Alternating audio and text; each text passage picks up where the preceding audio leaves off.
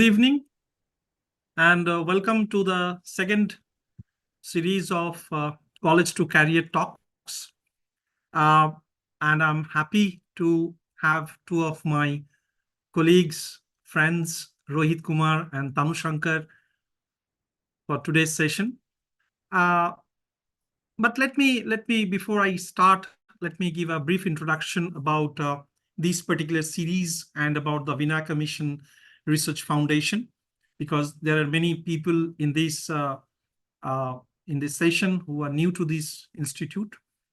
Vinaka Mission Research Foundation is a 44-year-old institution based out of Salem in Tamil Nadu, India. They are mostly into medical and health sector. They have medical colleges, renowned medical colleges running for the last 44 years, and pharmacy colleges and all. So as a part of the new education policy 2020 and several other factors, they have opened up the Faculty of Liberal Arts, and under the Faculty of Liberal Arts we have the Vinaka Mission School of Economics and Public Policy. So the why this Vinaka Mission School of Economics and Public Policy is actually important in today's time, because of its, first of all, because of its curriculum. Secondly, it's a very innovative and time-driven curriculum. I would not say market-driven curriculum, but rather it's time-driven curriculum. Secondly, the offerings at the Institute, VSEP, Vinaka Mission School of Economics and Public Policy, here we're offering minors along with major in economics, minor in health economics and data analytics. This is the first institute in the country who is offering health economics as a minor. Of course, health economics is being taught as chapters, as a course in various other institutes, but as a full-fledged minor course, Vinaka Mission School of Economics and Public Policy is the first in the country to offer this. We are guided by none other than Professor C. Rangarajan, the former chairman of the Economic Advisory Council to the Prime Minister. He was also the former governor of the Reserve Bank of India. And there are several other stalwarts across sectors, from civil society, from academics, from corporates. That makes kind of a different approach that we are following at Vinaka Mission School of Economics and Public Policy. Also, as of date, economics was taught in a way, typical theoretical way, the way we have been taught, or the way it is being taught as of date in any other institute in the country. Here, we are trying to have an interdisciplinary approach.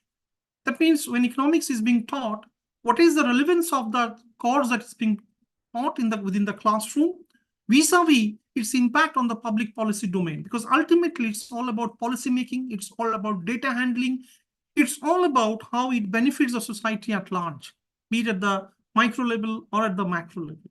So therefore, the curriculum that we have designed under the mentorship of the stalwarts is a mix of the theories, the core courses of economics, as well as is blended with certain courses which are very much close to the domain of public policy, so that when our students graduate from this institute, they are very much prepared for their time. Again, I'd not say the market, right? They are prepared for their time. So while designing this course, while thinking of how to go ahead, one particular chord rang a bell. I thought that, as students or as faculties, we always deliver lecture in the class, right? You might see Rohit, Tanu Shankar, or or myself, or any other faculty coming, and some of them may be your, heroes, kind of things. So you really relish them teaching. You try to be like them. You try to, feel that maybe in future I'll be something like him, her. We have those idols. But many a times we have missed to understand the story which made those idols. Unless somebody is a Nobel laureate, unless somebody is a film star, unless somebody has won an award, of course, that's good. But those real life heroes with whom we try to, find ourselves, we try to see ourselves like them, those people who have done something in their life, who have done something different in their life. They could have done something else. But what they have done in their life as of date, they have done it quite successfully with passion. And they are actually kind of heroes in their own way, serving the society, influencing the policy in their own way. So this college to career talks about those individuals. We started with Professor Anil Kumar Bera. He comes from a very humble background, from a very rural background. And he had contributed very fundamental theories in the domain of econometrics. We have heard his story. Today we have with us Rohit Kumar from the Quantum Hub and Tanu Shankar from Uplands. So I would not really introduce them formally, because the format of this discussion is more about those informal thoughts, exchanging those informal thoughts, knowing them, knowing their stories, and getting inspired so that we take the right decision, so that we are informed decision maker. And hardly we get those options to meet these people, right? So the format, the way we would like to take it forward, I would request the speakers to introduce themselves. We'll listen. Today, we are not here to talk. We'll listen to them, and whenever we have some queries, some questions, right, we'll ask them those questions to them and clarify our doubts. We'd like to listen from them a little bit about their background, that means from where they started, and what brings them here, where they are as of date, and what really triggered them to do this, what they're doing now. And if they have any message for the youngsters regarding their career, their dreams, how to chase, how to go ahead, feel free to ask our speakers. So without any further delay, may I start with Rohit? So over to Rohit, and let's listen to Rohit. Maybe we can have another 15 minutes, and then we'll listen to Tanu Shankar, and then the floor will be open for the discussions, all what is in your mind to understand about life, about your future, about your career. Thanks again, and welcome once again to all of you. Over to Rohit. Thank you so much, Dr. Thakur, for inviting me. It's a pleasure to be here. Really nice to see everyone and to meet Tanu Shankar, who has only been tagged with me in a post so far. But I hope I can contribute to this discussion, and also thank you for a very flattering introduction to all of us as speakers here. But just to tell you a little bit about my journey, and feel free to tell me if you would want me to add anything. So I'm Rohit. I currently run two organizations. One is called the Quantum Hub, which is a public policy firm. And what that means is that we look at applied research and advocacy. So basically, we work with, we work on social policy, we work on tech policy. We're a multi-sectoral firm. So we work with companies, we work with think tanks, we work with academics to see how evidence can be taken into policy. So as public policy is being made by our lawmakers, which is members of parliament and MLAs, etc., how do we sort of take more evidence to them so that policy that is designed is grounded in evidence and it is more effective? So that is one thing that I do. The second thing that I do is that I run this organization called Young Leaders for Active Citizenship, YLAC. And the goal of that organization is basically to tap younger versions of ourselves, basically people who are passionate, who perhaps care, and try and give them more structured platforms by which they can engage more constructively with government and democracy. And both of these organizations that I run currently, the genesis is in my own experiences and the experiences of my co-founder. Just give me one second. So basically, just to tell you a little bit of how I ended up here. So I actually am an engineer who moved into public policy. So it's quite I think it's true for most engineers in India. They start out with engineering as a middle class person. You're told that that is the way to sort of earn a living. But it is only later, perhaps, that you discover yourself and then you realize what you wanted to do. So I actually went to IIT Bombay. I was raised by a single mother who, at that time, the idea was that if you go to IIT, your career is made. So I went to IIT Bombay. I studied there. When I was in IIT, that's when some of these journeys started.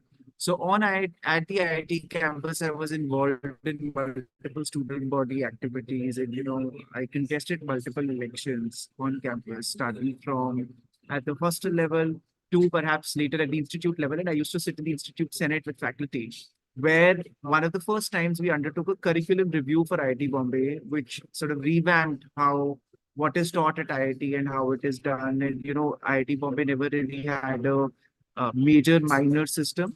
Essentially, what it meant is that when you got into IIT, you were given a stream. So I was given mechanical, and all 4 5 years I was supposed to study mechanical, even though my interest may lie somewhere else. Whereas in some other IITs, you had the choice to dabble into other subjects. So that was the first things that I worked on as part of the student body, where we tried to campaign among students and see how they what they wanted, and try to convince the body to do that.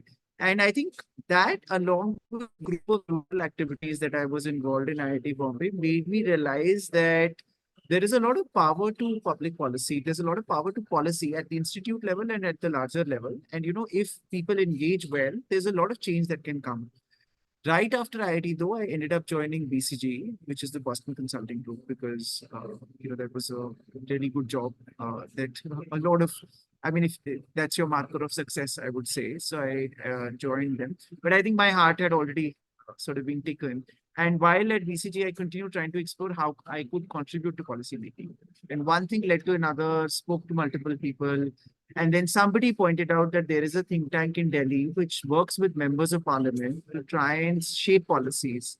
And I felt that that is the place where I wanted to be, because I was also somebody who believed in more applied research and not just writing papers, but by trying to see how those papers could actually go into policy. So I moved to Delhi. I worked with PRS for 3 years. Therein, I started interacting with lots of members of parliament. And that was really a great exposure, because from afar, you feel that all these MPs, etc., perhaps only bad people try to do bad things. But when you see up close, you realize how much passion and energy goes into the work, and how many constraints also that they operate under. And from there on, I started working with the member of parliament as his head of policy. So I worked there for 2 years. During that time, I also saw elections up close. I saw how elections are contested. I saw what goes on the ground. And I studied at Harvard Kennedy School. I came back, and all those experiences of mine convinced me that there are two things that were missing. One is that in India there are not enough structured methods in which evidence can go into policy. So usually, how policy is made, one person knows another, he'll connect you to another, and then you end up speaking to a minister or a bureaucrat, and then you try to talk to them. But if you don't have these connections, there are not enough structured methods by which you can take your voice to MPs, etc. And so that is one of the gaps we thought that we should fill. And that was the genesis of my public policy firm. But the Young Leaders for Active Citizenship was essentially born out of our passion, because we saw that there are many people like us, passionate, but who don't know how to contribute. And if we can create a platform where through fellowships, etc., we can give young people exposure and make them less cynical, then we'll have a large crop of people who are passionate and who want to work on. So that's what I've been doing for the last couple of years. It's been a fantastic journey, and I've learned a lot. And I'm hoping that we'll continue to do well. We are right now a team of about 50 people, and largely based out of Delhi. But let me stop here. and happy for Dr. Thakur to ask anything else, or Yeah. we can No, come back to I'm just curious. I mean, that's fantastic to know that you have a IIT background. So as of now, you only knew about that famous Raghuram Rajan coming from IIT and diving into public policy. But now that we also know that there are people like Rohit Kumar as well. the less famous ones also. Yes. Yeah, that's the whole idea of this college to career series. That yes, there are people, more people, not only those who are stars, but there are people who are the new generation stars, and we need to know about them. But my Rohit, I have one question. What in coming to this domain of public policy? I mean, you are a successful engineer from the IIT Mumbai, mechanical engineer. But was it a conscious decision to come into domain of public policy, or is it was something that you you liked it, and then you ventured out? How was it? It was actually a very conscious decision because I think, to be honest, as I said, I ended up in the, I mean, I liked the sciences, but I ended up in the sciences because that is what society tells you to do. But while I was on campus and I had contested several student body elections, so three at the hostel level, one at the institute level. So I think I'd gotten a little bit of that taste, and that is why I actually do believe that student politics is important. Because it didn't contain setups that are not as extreme. And IIT politics is very clean. It does give you exposure to what is possible when you take charge. And we ran this next year's election, and it was it was an exposure in public policy at that level. And I also saw a lot of friends doing a lot of interesting work. And I think so. After IIT, as I said, I was in BCG, and that's a business consulting firm. So I was working as a regular business consultant. But I think somehow that, if I were to say in Hindi, the kida of wanting to do something, create impact that is beyond just running a business was there, and I so proactively started exploring. So I spoke to several people that right now I'm in BCG, but I do feel that there is a lot that can be done in policy, and there's an impact that can happen. And this was back in 2008 or 9, and at that time this ecosystem was even less structured in India. Right now there are still a few firms, so there weren't enough structured paths. So if you were to ask somebody that you want to work on policy, they'll say either you get into the IS or the state services, or you fight politics. Those were the only two recommendations. But as I was exploring, one person recommended another person recommended a third thing, and I found this organization called PRS, which was interestingly also started by former engineers. And it was incubated at the Center for Policy Research in Delhi. And I Yes, found their yes. website, and CPR. I felt that these guys seem to be doing great work because they are trying to raise the level of debate in parliament by directly working with parliamentarians. So I just picked up the phone and called them, and I said that your work looks very interesting. Are you looking to hire? And they just said that somebody was visiting Bombay, so I ended up meeting someone. And I really liked their work. It was obviously a huge pay cut, I think, when you move from corporate side to the policy side. But I think it's been very satisfying. So it was a very conscious decision to do that. So you also had mentioned about something, a word called connection, when you are talking about, your journey.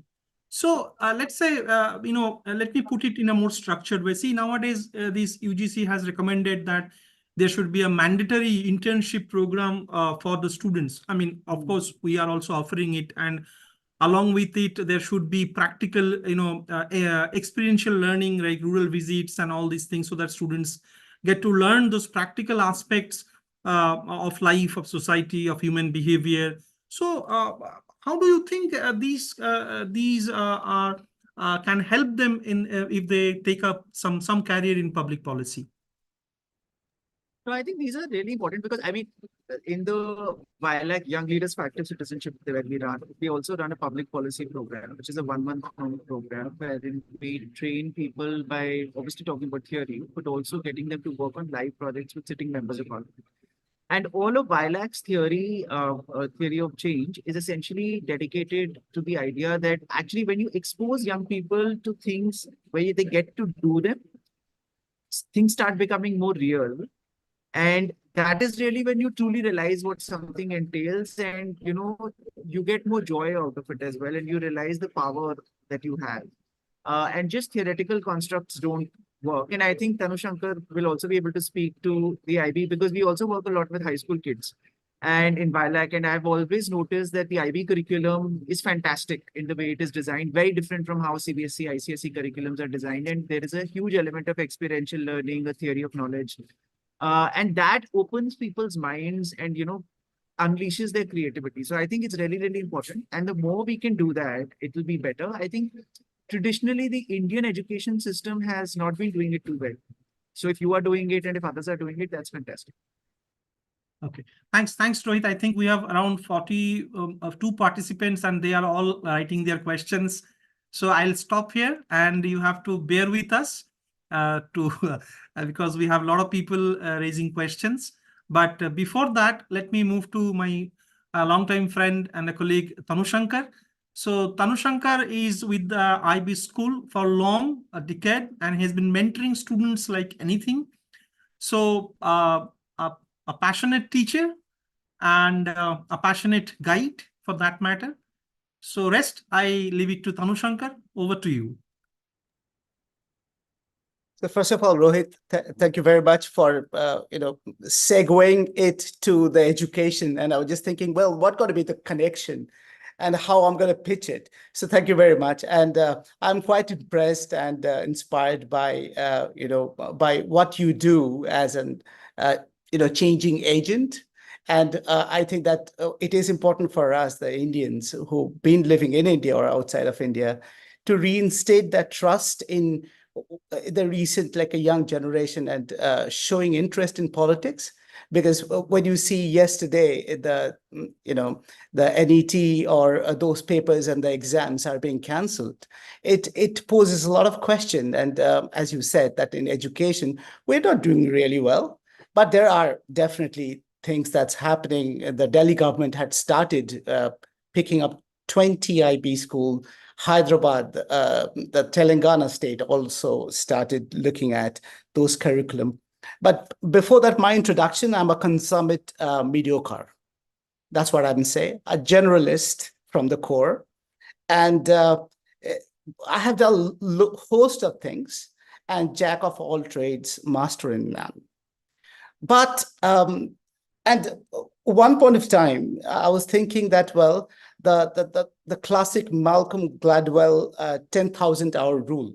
So you have to be really diligent to stick to something in order to crack either IIT or IIM or so on and so forth. And I was like a total failure, couldn't do anything. And I think it's 2003. Tried for my PhD and got through the Pennsylvania State University College Park, but couldn't get the full funding. So that dream was gone, and thought that what I'm going to do in life, because I don't know, I'm not good at anything. Okay. So the first thing, I've seen a couple of youngsters out here. The pedigree, that does matter. But what matters is basically skill. And I am in the business of cognition and skill development. And trust me, it works. Like, you'll not die. Things are going to be okay. Now, coming back to my background. Okay, so a failure, all of a sudden got into the world of non-governmental English medium school. I was raised in government school. So my English far-fetched, far away from the way people speak. And people started talking about that, well, that's an English medium school. You get paid perhaps like 1/5 of the salary. And I still remember that I started with a very meager salary, and then eventually try to explore with the thought of inquiry. Right? That's a tool that we have. And the whole transferable skill that you gain, you could apply in new situation, and you start to evolve. And that's what I'm trying to talk, right? I'm educationist, and I hope that that would probably spark some of the lights in you. Because if you look at the pyramid, no one can stand at the like everyone cannot stand on the tip of the pyramid. And Prahlad Kakkar actually said that the bottom of the pyramid is perhaps more lucrative in many ways. But the point is, why economics? And what is what is there in economics so that you could do better? Now, looking at all the jobs that we have right now. So job is a myth, and the government job is basically the long lost dodo. But there are new things coming up. If you look at the World Economic Forum and all the projections, there will be more jobs that would just wipe out from the system, but there will be more jobs that would be added on because, we're talking about the fourth revolution, and those industrial revolution, every industrial revolution actually created more jobs than it took away. So we talk about those jobs, how the job would look like. Like it would be like a government college professor who's going to earn like the government salary. You go out there, you lecture, and you come back. That won't look like that. So those jobs would be more towards those unknowns, X factors. We don't even know how it looked like. We don't even know what it, how it entailed. We don't even know what are the skill set it required. But different educationists and different forums, like World Economic Forum, we talked about it, they came up with certain skills, and they're talking about 21st century skills. And those skills are critical thinking skills. Those skills are your ability to talk, your ability to engage, the emotional intelligence, the creative thinking, your communication skill, your social skill. Those skills would be important. So the first thing that I'm going to pose today is that entrepreneurship over jobs. In 10 years' time, 15 years' time, more jobs will be taken away, but there will be opportunities of you to engage in maybe in a macro fashion in entrepreneurship. And you have to hone your enterprise, the skill of your ability to take risk and calculated risk, of course, and then invest in try to leverage your understanding of economics, because we assume that you are interested in economics, and we're going to talk about those transferable skill as well that comes from studying economics. So that's one. So be prepared to be flexible, be prepared to think creatively. And in that way, that skill would definitely help you explore other things. I'm pretty sure when Rohit got into IIT, we never thought that he would be, engaged with policy making, or he's going to go to Harvard to study public policy. Did you, Rohit?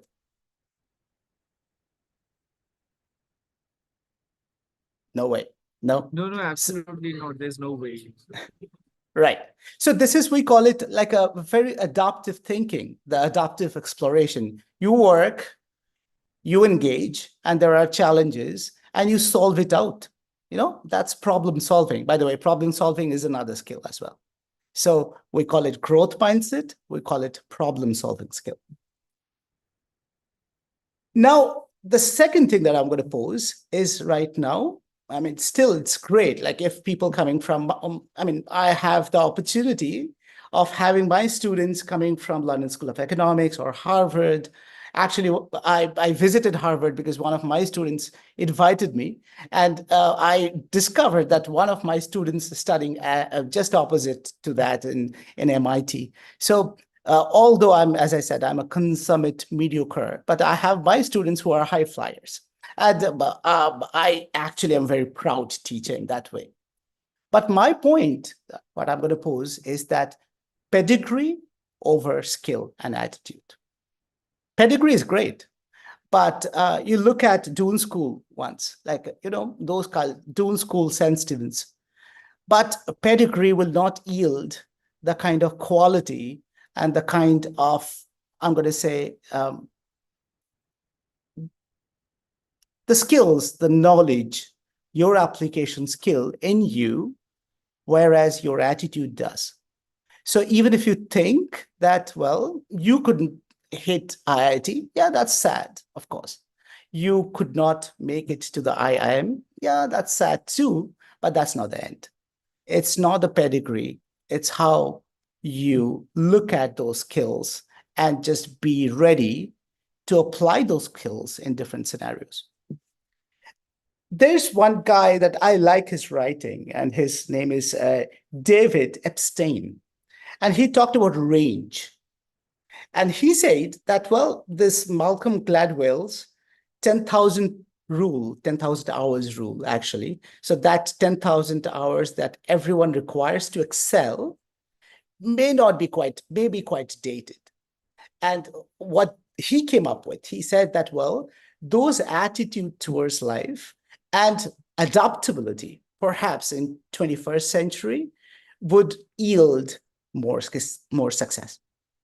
And I've seen myself, well, so starting from a suburb in Kolkata and failed, have done masters, got into the school teaching. Actually, I loved a girl, and I had difficulty for both my parents to get that things arranged, because no one actually interested to put their hand into a guy who is a school teacher. And since then, I have traveled approximately 60 countries, worked in different countries. He've been associated with some organization. One of them, Rohit, is that I usually do one notch down. So I'm associated with SDSN. So that's basically the Sustainable Development Solution Network by UN. I train them. I train the high school students, and there's a grant that's been given by the UNDP and also the IB. So I'm training the teachers. And I have done the teacher training, and my experience in the UK of teaching the local UK-based high school teachers, and then in Germany in teaching their teachers as well. That's quite unique. And I thought that my life did not end after all the failures. So my 2 cents is that, well, life is a big thing, and those inquiry and those adaptability will take you where you want to go. Persevere and have growth mindset. Thank you very much. Thanks, Tanu. It was really interesting. I mean, and I think as we are going ahead, things are becoming more interesting. Tanu, I have one question. Yes. And then a question for both of you. But the first question Sure. to you is, see, you talked about, your background in government schools. And since I know you personally for a long time, how do you think? I mean, now you are a completely different setup where you actually you speak in English and you deliver in English, and that's where, I mean, everything is English or some other foreign language. So, what do you think? I mean, for people like us who come from a very vernacular background, when we were taught English in our departments, in our colleges, we are taught just within the classroom with some theoretical discussions and all. Now, what we are proposing here at our institute is that we are proposing an English lab for the undergraduate students, because not everyone is proficient in English, and that's not a crime as well. I mean, that's okay. But we thought that, if we can have certain English lab right at the, laboratory wherein the phonetics, etc., we taught to them so that they're prepared for their time. And maybe some more foreign languages. So how do you see this? Do you think that this will be helpful for the students? I mean, I agree to disagree. Like, have you ever heard Piketty speaking, the French economist? In any standard, I could guarantee it's very poor English. But that never stopped Piketty writing fantastic books. Or, it's actually the most recent one. There are a lot of controversies, with Adani's, and we're not going to go out there, but anyway. But my point is that we are living in an age where multilingualism all across the world is more valued and more valued. So if you know 4 languages, your brain, basically you are a superior human, and that's a proven thing, right? But unfortunately, our system, our social norm doesn't allow us until you speak with that, hue or that finesse in English. Otherwise, people would say, oh my gosh, like this guy can't even speak.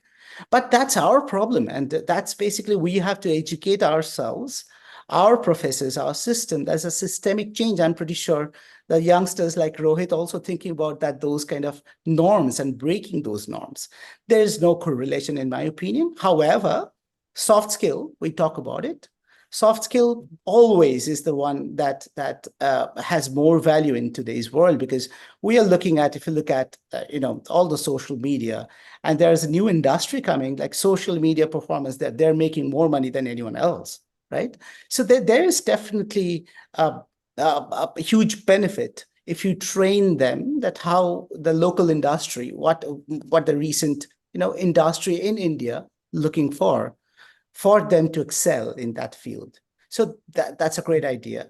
And I'm pretty sure that those terminologies and those phonics would help them achieve, and at least will help them to be more confident.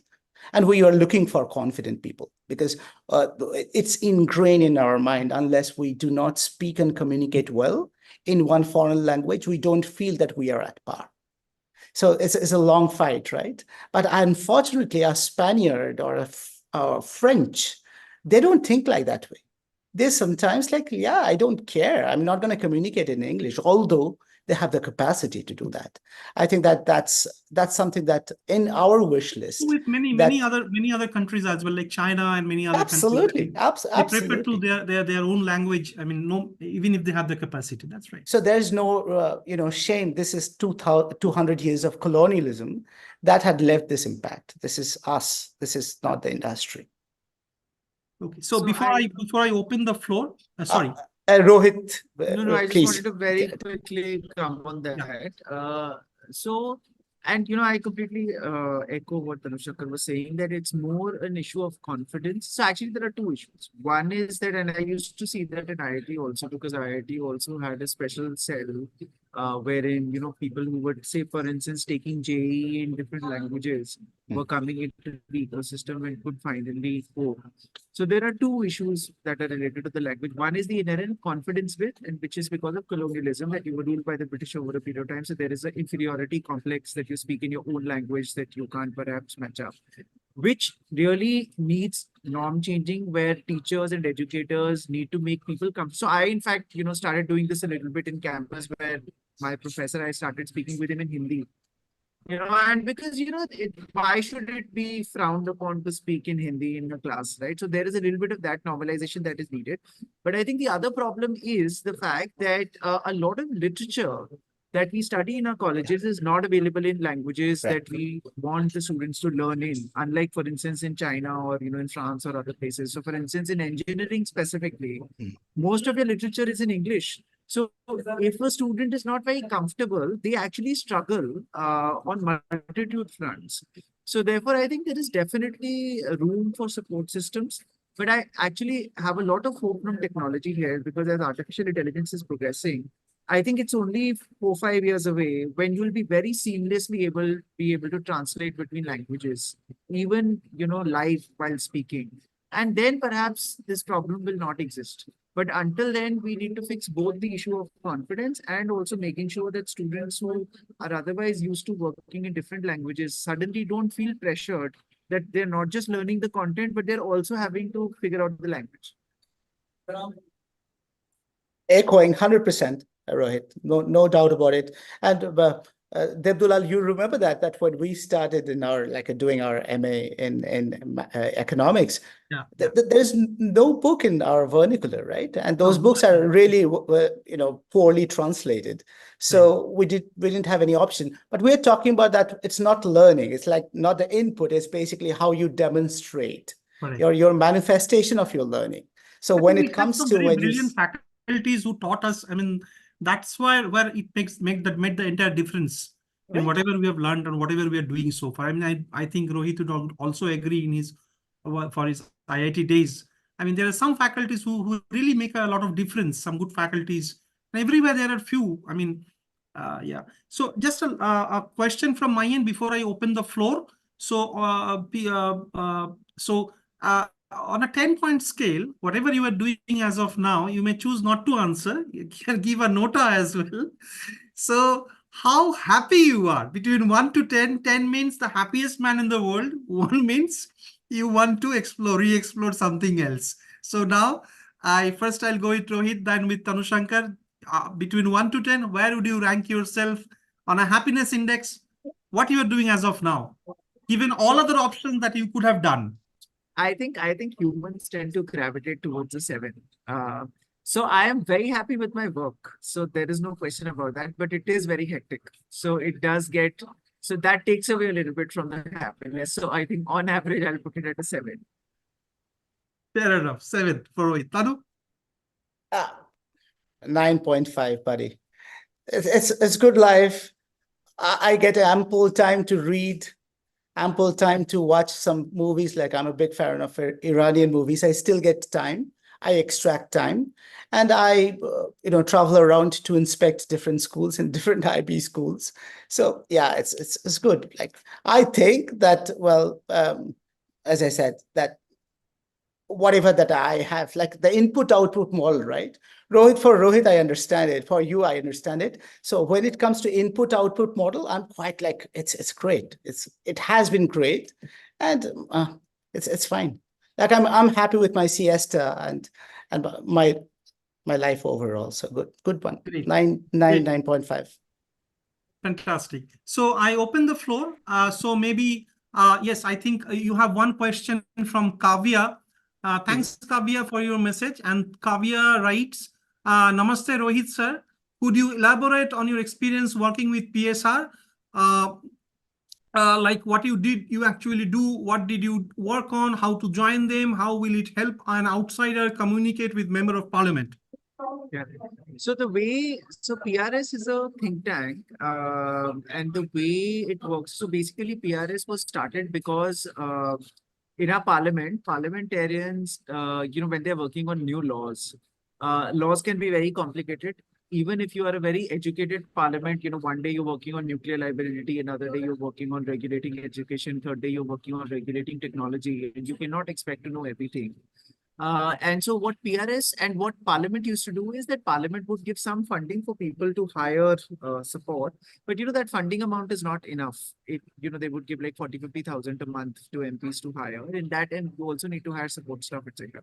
So most MPs don't have researchers supporting them, unlike say in the US or the UK. In the US, for instance, if there is a senator, they can hire a staff of up to 20 people. Just for themselves to help them with their legislation, which is not the case in India. So what PRS was realizing is that this is reducing the level of debate in parliament, because if MPs are not as well prepared to critique laws, to give inputs, then, overall quality of legislation decreases. So what PRS said is that let us start a think tank where we start supporting MPs on legislation that is coming in parliament. So any law that comes into parliament, PRS analyzes it, it speaks to stakeholders, it puts out a policy brief, it goes and individually briefs MPs and helps them take a position. And that's how you get to support parliamentarians and MPs, but you're also working across party lines. And it's a think tank. I mean, so, you can look up its website, see what it does. I think it does a lot of interesting stuff, and it has really helped improve the level of discussion in parliament. That's very good. Thanks. I think Kavya, I think your question, I mean, most of it we tried to answer. What are the other questions that we have today for our speakers? Please feel free to ask your questions and clarify your doubts so that you have whatever decision you take in life is an informed decision to the large extent. Yes, the floor is open for questions.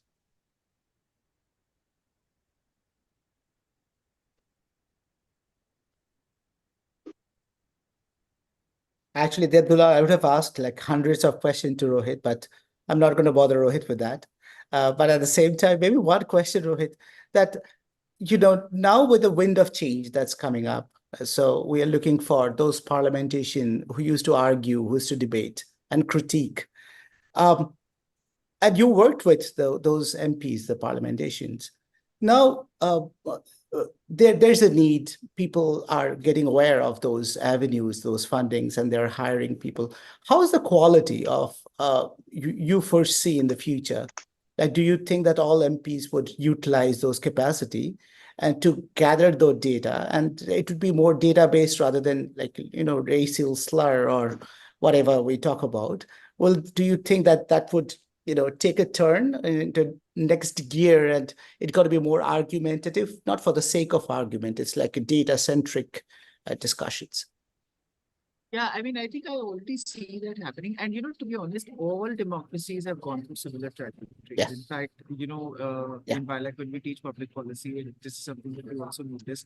So as the level of your electorate changes and your electorate becomes more mature, more rich, more educated, they demand more of their parliamentarians, and the discussion shifts from slurs and rhetoric to actual facts. In fact, there's this very famous, there's a book that I really like. It's called The Great Decision. It's based on the US Supreme Court. And it says that in the US Parliament, when it first started, there used to be sword fights. And one person's nose was cut, apparently, because at that time, that is the level of debate that used to happen. But as US started becoming richer and its electorate started becoming richer, then people demanded more of their parliamentarians, and therefore a lot started changing. There is still always rhetoric because, when you are trying to talk to a large number of people, I think numbers don't convince. Stories actually move people rather than numbers. Right. And therefore, rhetoric always has a play, and that narrative always has a play. So I don't think that will go away, but increasingly, I do see that MPs are becoming more and more, this thing, and I'm hoping it continues. But I think more than anything else, if power is well distributed between parties, there's more discussion. If there is more concentration of power between, say, let's say one party has too many seats in parliament, then usually you just see that parliament is a rubber stamp and it just stamps whatever.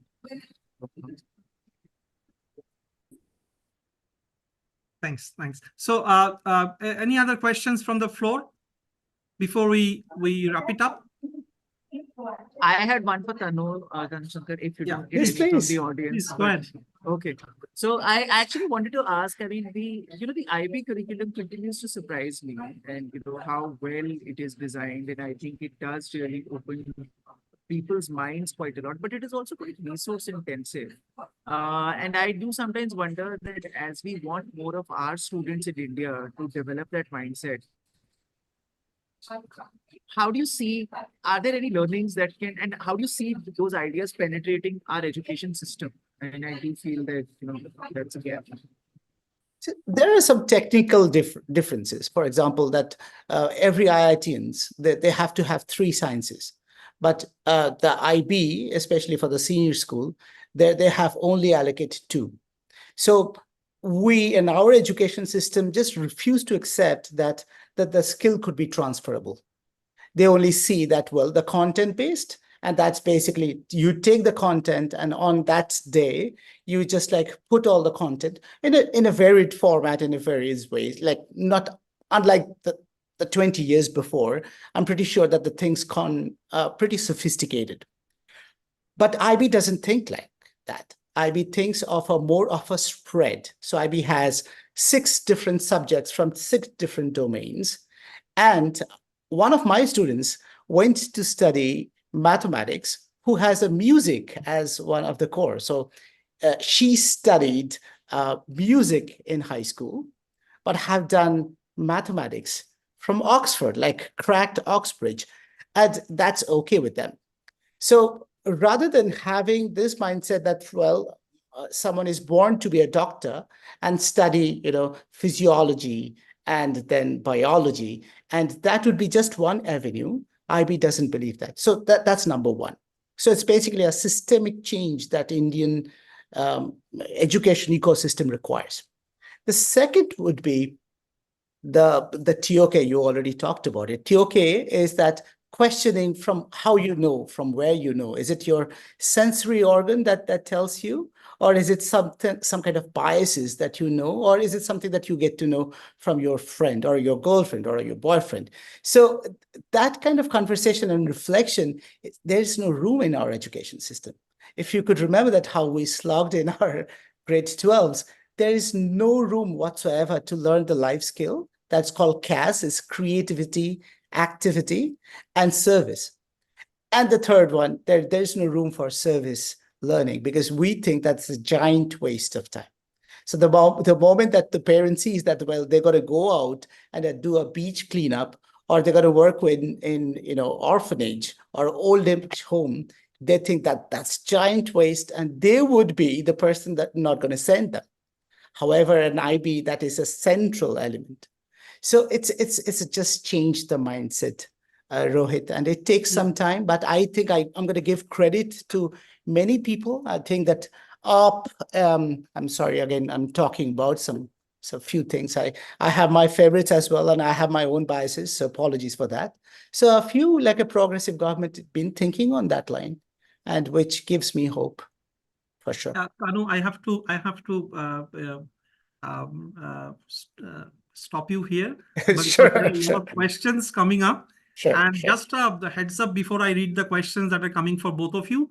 See, at VACP, we are actually trying to follow this kind of model, a liberal education model, wherein a student of economics can actually take a elective in music or something like that, so that there is interdisciplinary. So whatever his, by choice, whatever subject he or she studies, that's okay. Economics, health, or data analytics along with, that's okay. But there are options so that for those co-curricular activities wherein your hobbies are also nurtured. You never know what stands next.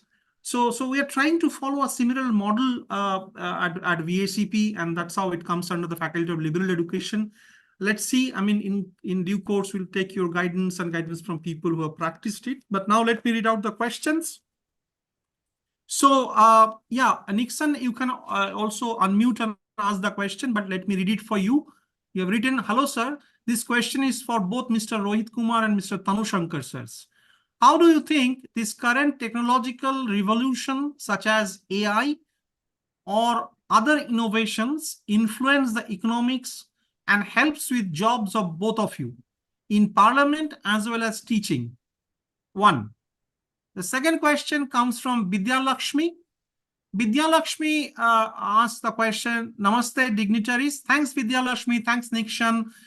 Thanks, Kavita, for raising the question. They are very interesting. So Vidya Lakshmi writes, Namaste, dignitaries. How sooner can we expect our Indian budget as surplus budget, considering our career options are done with informed choices? The third question comes from Inkara. Apologies if I have spelled it wrongly, but Inkara asks, good evening, Tanu Shankar sir. Which has been more valuable in your career, your education or your experience? And what has been your biggest success factor? Three questions. The floor is for Tanu and Rohit. Tanu, why don't you go first? I'll come in. Okay. So first of all, it's not success. It's just the way of life. So if one thing that helped me throughout my career is that this growth mindset. I never accepted norm in my life. So people have tried something, I tried something, and I did not weigh very heavily on my ability. I always thought, okay, we are different people. And, when it comes to, having an elephant riding a tree, that's not the right platform. So always be soft on yourself and have this belief that, okay, you can do it. Experience versus education, again, it's not that linear. When you talk about those kind of, correlation, to some extent, yes, the education would give you the entry point, right? But after that, if you don't have the skill or the proper mindset, or if you're not a lifelong learner, will not be able to succeed.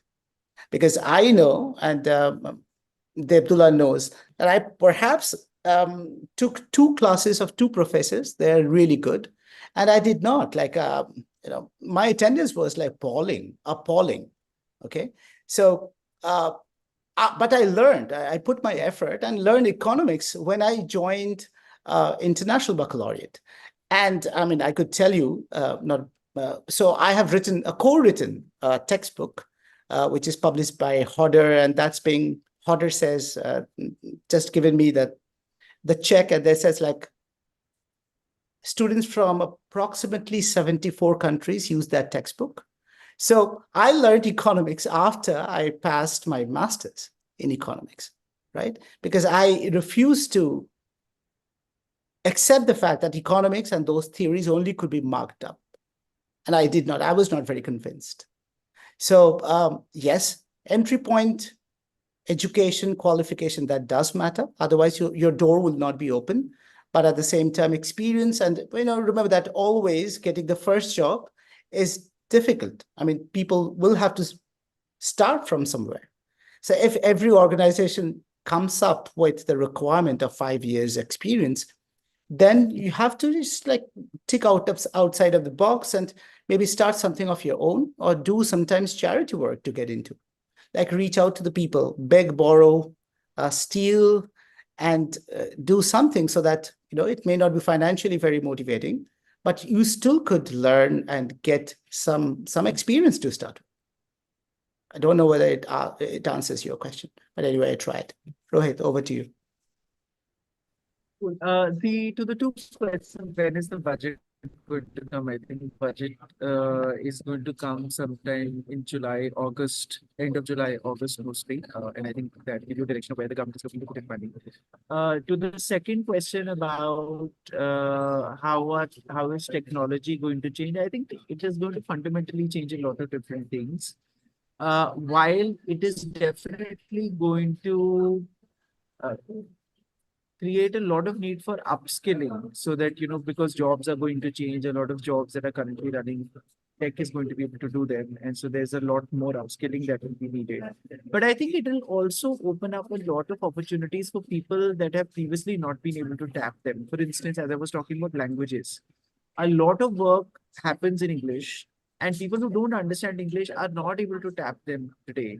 But with live translations and the ability to understand anything that is available in the world, to be able to speak to people in different languages, a lot of those traditional barriers are going to get broken. So, and many of these are class barriers, race barriers, regional barriers. They will get broken, and so there are many new opportunities that will come in. But of course, it will also require massive upskilling. So that's something to watch out for. With regard to the parliament, I think parliamentarians will still need to be elected. So I don't think AI will do much except for helping them do their marketing and campaigning in a different way. Right. I hope they don't create deepfakes, but, but yeah. But yeah. Let me just stop there. Thanks. Thanks, both of you. Thanks, everyone here. So, Deptulal, just to on a second or third question, I don't think that there will be India could overcome budget deficits soon. So that's my personal thing, and you guys, that's true, actually. and that's not going to happen in next 25 years. It's not. I mean, it's very difficult. I mean, having a budget surplus and the way the country is moving, actually, I mean, I don't think so. And I feel that it should not be so, because a growing country like India. How they are going to manage the debt is another bigger challenge. But well, this is not the right platform to discuss those things. Maybe sometime later in some other platform. Sure. So thank you, all of you. And any questions you have for your regarding the courses, regarding the options, please feel free to write to me. I'll be more than happy to answer your questions. All my viewers here, all my students here. My only submission to all of you is please take an informed decision. That's very important. And the kind of demand that subjects like economics has is enormous. The domain of public policy, as you have heard from Rohit, and you will see there are a lot of people, a lot of institutes offering these particular courses. But more important, it's important that whatever you do with informed, be an informed citizen. Do whatever you do with passion, do with love what you do. That's very important. And so I think I have one more question. It is from Nivedita. She's asking, is there any advice that you'd like to give for us school students in the field of economics? Anyone can choose to answer. Both of you can choose to answer. I think you guys will be better placed to answer that. Tanu. I think if you look at economics, that economics has the quantitative part for you to understand, and also the qualitative part. And also it trains you to understand the international events. Like today, just before that, I was watching BBC, and in 5 minutes, they've been discussing 4 different things, and 3 things directly linked with economics. Like a Kenyan tax, they've been protesting in Mombasa. So if you take up economics, that has a very easy transitioning to a lot of different things: data, politics, global politics, then some bit of sociology. If you know that that's behavioral economics, like Richard Thaler had done a lot of work. So that's really funny things and interesting things that you could do as research, or in applied part as well, like in marketing, for example, or market research, for example. And don't forget about the consulting firms like McKinsey or Deloitte. So your things might be opened as opposed to other, the humanities subjects. So strategically taking and talking, I think economics is not a bad idea to take up as a student, because it has more transferable items than any other subjects, in my humble opinion. Thanks, Tanu. Yeah, indeed, I would agree with you. And in economics, actually, it's all about the society. So there are a lot of subjects that we read, that we discuss, and we become actually an informed citizen at the end of the day.